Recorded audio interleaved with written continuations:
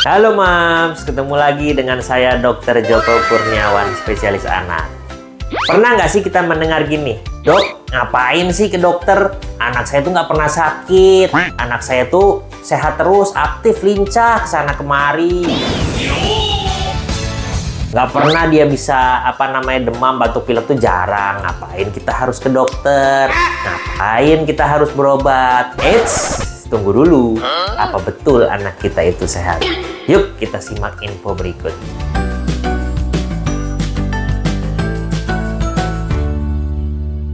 Nah, sebelumnya kita harus tahu dulu apa sih definisi anak sehat. Nah, kriteria anak sehat sebetulnya ada di dalam buku Kesehatan Ibu dan Anak atau buku KIA yang berwarna pink dari Kemenkes. Itu sudah ada di situ. Kriteria anak sehat itu ada beberapa poin. Di mana yang pertama adalah berat badannya harus naik sesuai dengan grafik pertumbuhan sesuai usia yang umumnya berada di pita hijau. Yang kedua, tingginya harus naik juga sesuai dengan grafik usianya mengikuti pola pertumbuhan grafiknya.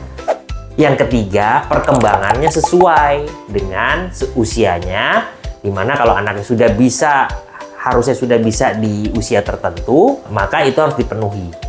Itu baru dikatakan sehat. Baru yang keempat dan yang kelima, itu adalah anaknya lincah, aktif, kemudian yang terakhir adalah baru jarang sakit atau tidak demam gitu istilahnya. Jadi kriteria jarang sakit, tidak batuk, tidak pilek itu sebetulnya adalah kriteria terakhir dari kriteria anak sehat. Jadi kalau kita belum memastikan kondisi anak kita itu pertumbuhan dan perkembangannya sesuai dengan usianya, jangan buru-buru menyatakan anak kita sehat. Itulah pentingnya pemantauan berkala pada anak setiap bulannya.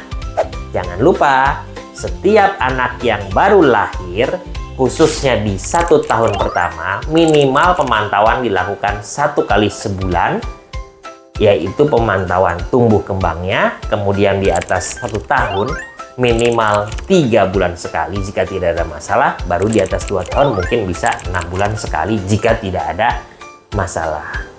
Pemakaian buku kesehatan ibu dan anak itu sudah diatur oleh Kementerian Kesehatan. Dan bukunya pun dijadikan satu dengan ibunya dengan maksud pemantauan untuk ibu dan anak harusnya diperlakukan sama.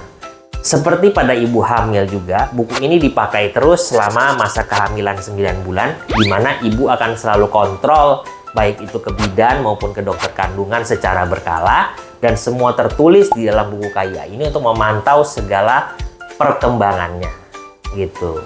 Begitu juga harusnya diperlakukan sama untuk anaknya, di mana buku ini juga dipakai untuk pemantauan anaknya tiap bulan, baik itu di bidan maupun di dokter anak. Jadi, jangan sampai perlakuan untuk ibu dan anaknya berbeda. Karena seringkali ibunya rajin sekali dikontrol saat hamil, sampai ke bidan rajin, bahkan ke dokter kandungan kalau bisa sebulan sekali atau bahkan 2 kali sebulan. Sementara tidak jarang anaknya itu seringkali tidak pernah dibawa ke dokter sekalipun sampai kalau anaknya sakit gitu. Jadi jangan sampai terjadi hal demikian. Kita harapkan dengan pemantauan yang betul melalui buku kesehatan ibu dan anak tersebut, kriteria anak sehat betul-betul terpenuhi semua. Tidak hanya anaknya tidak demam, tidak batuk, tidak pilek ya. Sehingga akan tercapai Indonesia emas dengan generasi yang tumbuh kembangnya optimal. Jangan lupa like, comment, and subscribe video ini. Sampai jumpa di channel saya selanjutnya.